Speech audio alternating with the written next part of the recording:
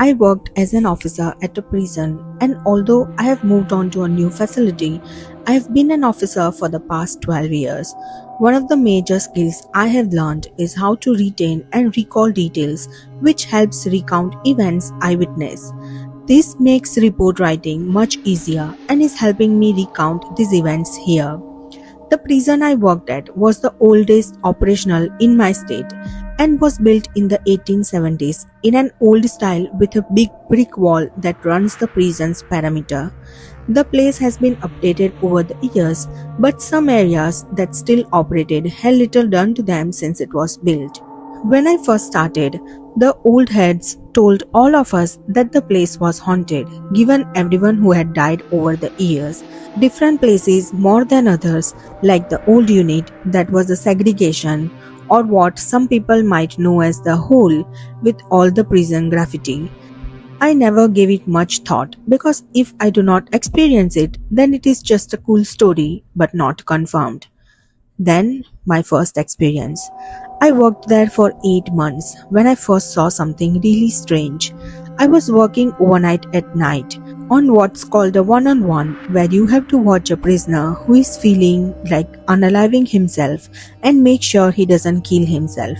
It meant that I needed to stay up all night and check to make sure the prisoner was breathing every 15 minutes, and I had a partner who walked by every 28 minutes, so I knew I was awake. It was about 2 a.m., and I had just used my flashlight to illuminate the cell of the prisoner I was watching and confirmed that he was breathing. I looked down to mark the check on my clipboard, and I saw movement out of the corner of my eyes. My partner had just done his round 15 minutes prior, and all the prisoners were supposed to be locked in their cells, so there shouldn't be any movement down there. I turn and see someone doing a round on the housing unit, but he isn't right. This guy is wearing a blue uniform with a Breton cap, shiny black leather belt, and has a baton in his hand. The problem is that these uniforms haven't been used by my department since the 1950s, and our uniforms are not blue, they are grey and modern, whereas this one was old. I watched this guy walk down the unit for maybe 5 seconds, and then I shook my head and slapped my face to make sure I was really awake. When I looked back, there was not anyone there. Second experience. This one happened roughly 2 years later during my normal shift. The central building of the prison I worked in is a big room called Rotunda. It has 2 rooms but is open so you can see the balcony up on the top levels, and anyone who is leaving the Rotunda can be seen from the opposite side even on the balcony. The doors into the wings that branch off of the balcony all have windows, and most of the rooms directly connected have windows also. It was maybe 9 p.m. and I was going to Rotunda to complete some paperwork with a coworker for my sergeant, which is common. As we were opening the open bad gate to go into the Rotunda, I looked up and noticed that the administrative wing lights appeared to be dimmed through the window in the door. I commented to my coworker that we would need to report that the light was out in the administrative wing. It was then, as we were both looking at the window, that we observed something move in the window, and we realized that this was not just a light malfunction. A shadow person was standing in front of the window. While we were watching this shadow move to its left and through a solid wall into another room, we saw its silhouette through the window of that room. We just looked at each other and kept going. Third experience. I was about 3 years in as an officer by the point this one happened. I was working the third shift in the control center, which is where we use the cameras and security measures. Also, there are several rifle posts around the prisoner's perimeter that are used to ensure the security of the prison, but we only ever used 3 of them during operational hours. In this case, it is important you know that when a phone is left off the hook, the phone rings into the control center so that we can address the issue. When the call rings through, you can pick up the phone and hear anything on the other hand that may be being said in the area, which is important in case we are dealing with a staff assault or a hostage situation. So I'm working as the electronic monitoring officer, which means the camera controls are my main responsibility along with the perimeter security. As I am working, the phone rings and the institutional caller ID says one post, which is odd because that post is not used because it is too small for a modern person to comfortably fit inside it. Also, at this time, there is nobody that should be near it, and for someone to reach it would have set off at least two security alarms, which I was in charge of monitoring. Given the fact that the guy who was doing the perimeter checks was a bit of a prankster, I figured it was just him playing a prank and that he knew a way around the sensors. So I answer the phone, and all I hear is static, which is continuously increasing and decreasing in volume, like someone has an old television on a static filled channel and is moving the volume up and down constantly. I hang up the phone and move the camera to look at the post, and I can see right inside there is not anyone there. As I am looking at it, the phone rings again, as an off the hook at one post. This time, my lieutenant picks up the phone and after a minute walks back to me asking if the parameter officer is playing games because he can hear mumbling blurred out by static from the one post phone. He sees that I have the camera pointed right at it and that there is no one there. The lieutenant tells me to have the parameter officer check it because an animal may have gotten in the post and knocked the phone off the hook. The officer took a while to get there as he had been on the other side of the parameter and he had to climb 5 flights of stairs to get there. During this time, the phone has continued to ring from one post until I can see the officer opening the door, at which point the phone suddenly stops ringing. The officer opens the door with his flashlight on and calls over the radio that there is not a phone in the post. My lieutenant responds that there must be one because the calls keep coming through. In response, the officer holds up a disconnected phone line so that the camera can see it and says that that is the only thing in the post. This post has not been used since the early 80s. Like I said, it was too small of a space. The phone would still ring now and again on the third shift until we updated our phone system to an internet-based system. Fourth experience. I had been an officer for about 4 years at this point. I was working my regular shift as the electronic monitoring officer. I went on a restroom break, which means I had to leave my post and go about 100 yards away to the nearest restroom. As I am in the restroom, I distinctly hear the sound of boots clapping on the tile floor of the hallway that leads to this restroom among other rooms in that wing.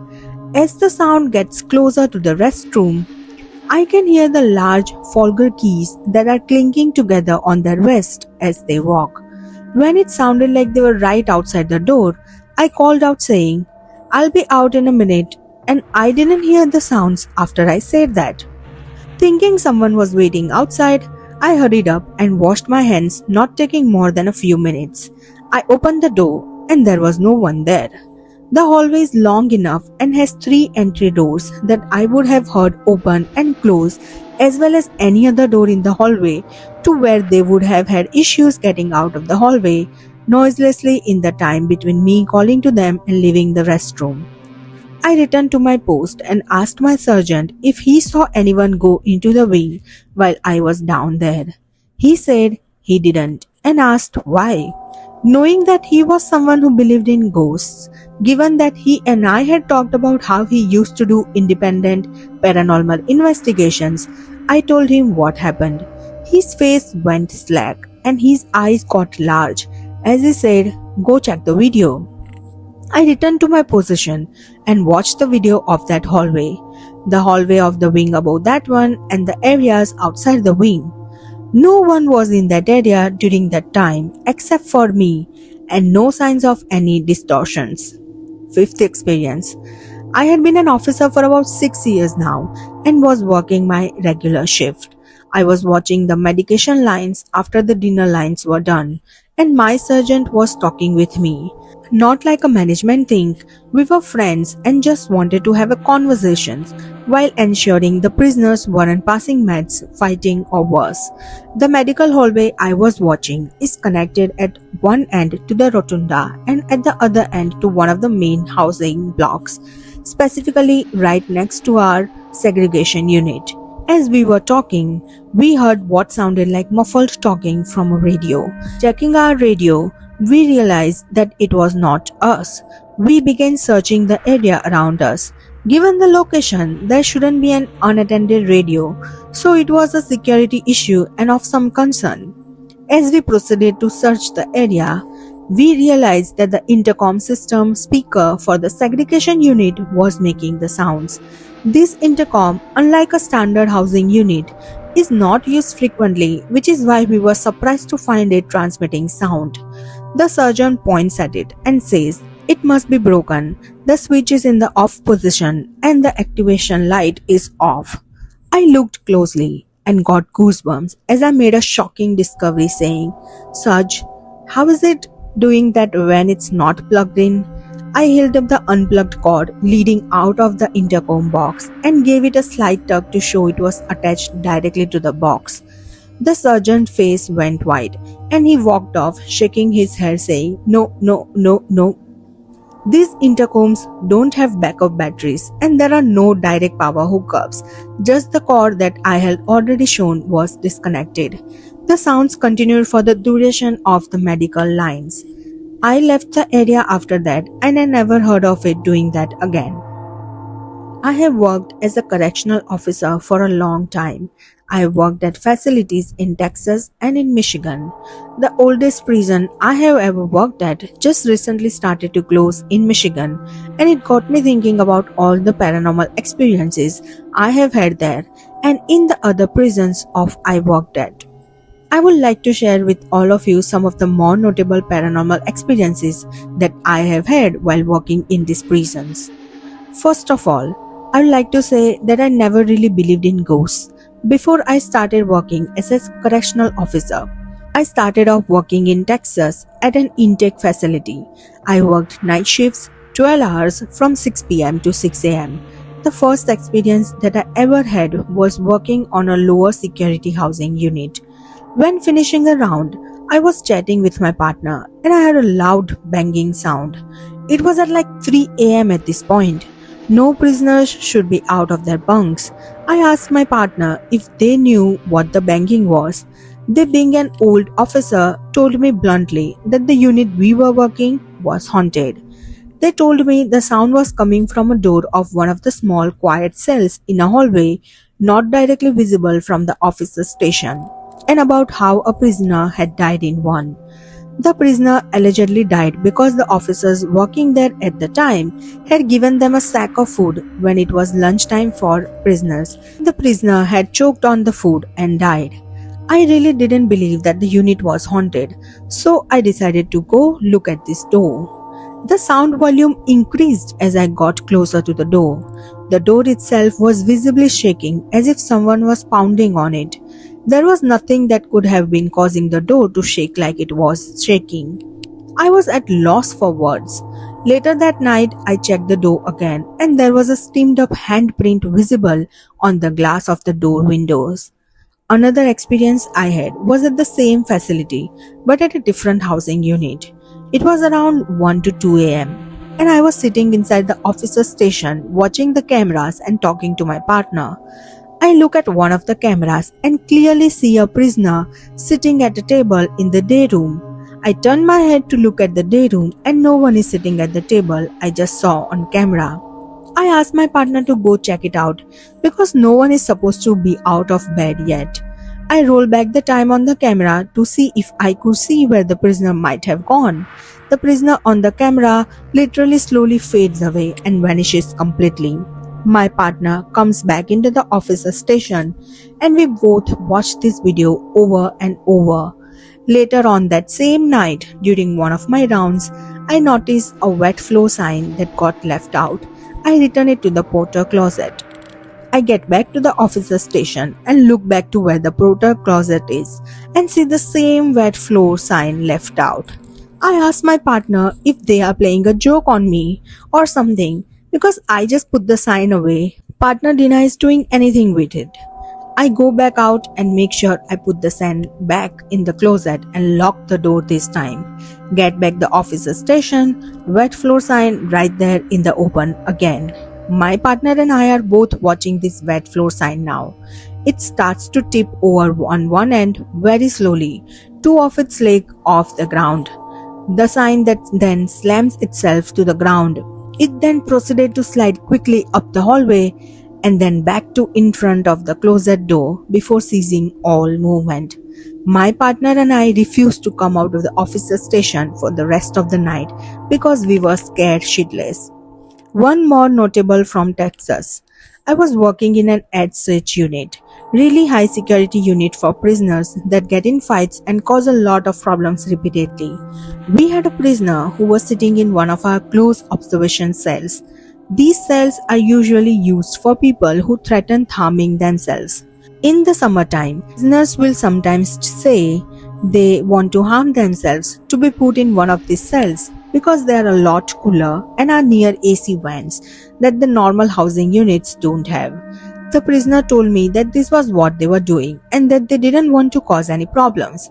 Later on that night, one of my partners and I were watching cameras and all of a sudden we see a shadow moving across the floor. Eventually it comes to the closed observation cell and disappears under the door. This is where it gets a little crazy. I do a round and check on the closed observation cell. The prisoner is pacing in the cell. I ask the prisoner if they are okay, and the prisoner tells me that something doesn't feel right and that they are hearing voices that aren't there. I try to calm them down and eventually they do and lay on the bed. Later on, my partner calls for assistance because the prisoner had bit in the skin of their own wrist to causing them to bleed, held them above their head and allegedly was speaking in tongues. When I started working at prisons in Michigan, I worked at a prison that's now closing. It was built back in 1877 and is one of the oldest prisons still operating in all of the United States. There were so many small experiences that I have had here. Doors were slammed, you would hear voices, cold chills. The first really notable experience I had was around Christmas time on third shift. I was working the oldest unit on the facility. Usually we don't have prisoners there, but we had opened the unit to separate prisoners during the COVID pandemic. I didn't have a partner due to how short-staffed we were, so one of the other officers set up a TV for me to keep me entertained because I'd be really far away from all the other units and get bored with no one to talk to. I do rounds for most of the night, watching TV in between them. I suddenly hear a banging noise from a door that leads to a hallway that takes you all the way to an even older unused condemned part of the prison. I open the door and take a look down the hallway. A cold breeze hits me and suddenly my arm hairs stand on end. I close the door thoroughly, creeped out. I go and sit down and start watching TV again. The TV starts flipping through channels rapidly and then stops on static. I have to get moved to a different unit because I was scared shitless. One day, on my third shift, my work friend and I were working positions that allowed us to have a lot of free time and no prisoners to watch. We decided to explore the prison. We explored the tunnels that went underneath the prison, the old barns, the old unstaffed gun towers. We eventually decided to go look at the old condemned part of the prison from my earlier experience. There was a big metal gate that was about halfway down the hallway that had to be opened by a big skeleton's key. We get back to the old condemned part and my friend tells me about how this part was supposed to be the old segregation. We had to use flashlights to see because this section is so old it's not powered. The energy back there I won't ever forget. Just being there filled me with a feeling of dread. I asked my friend to head back and we start to head back down to where the hallway to the gate was. My friend's flashlight suddenly dies. We make it to the hallway barely able to see anything in the almost pitch blackness. We hear something running after us, so we start running up the hallway too. My friend fumbles with the key as we hear it getting closer. We get the gate open and sprint out of there. Later on, I noticed that my friend had a red claw marks all over his arms. I am a correctional officer in the deep south and I just entered my 7th year working in my facility. I have always been semi-religious, but nothing serious, just your typical small town church kind of thing. However, I work in a big city jail and I have had some minor things happen over the years that didn't really make me think ghosts. But it's creepy nonetheless, especially working overnights. It's dark, silent, you're alone most of the time, plus you are usually a little drowsy, so I always chalked it up to that. Some of the small experiences include random footsteps from around my control room when all inmates are locked down, voices in places that are no longer in use. However, this isn't about any of those minor experiences I just mentioned. It's about this encounter slash experience from around a week ago. I have talked to a couple of close friends and some guys at work, and we can't seem to figure it out. I have tried to wrap my mind around this best as I can, but I am honestly at my wits' end. So, for context, the floor I work at is typically a floor reserved for mid-security violent inmates. These would include robbery suspects, domestic violence, assault, and etc. Typical night for me is to come in and lock down all inmates for the night and then conduct what we call a standing head count. Basically, I come in and put eyes on every inmate on the floor. If my roster says I have 170 inmates, I have to physically count 170 inmates. While the facility is currently undergoing modernization upgrades, this includes new doors, locks, day space tables, furniture, and most importantly, cameras. On my floor, all pods are full to capacity except for C block. This pod is currently locked out, meaning no inmates are to be housed in the pod until all upgrades are done and in place. They have been working on it for about 3 weeks now. They have put in all the new doors, locks, and cameras. The camera feeds are shown on a small screen inside the control room of the floor with their cell number placed in the bottom right corner of each cell.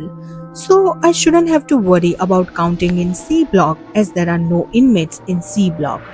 Well, 1 week ago, after finishing my head count, I come back to the control room and do my usual routine.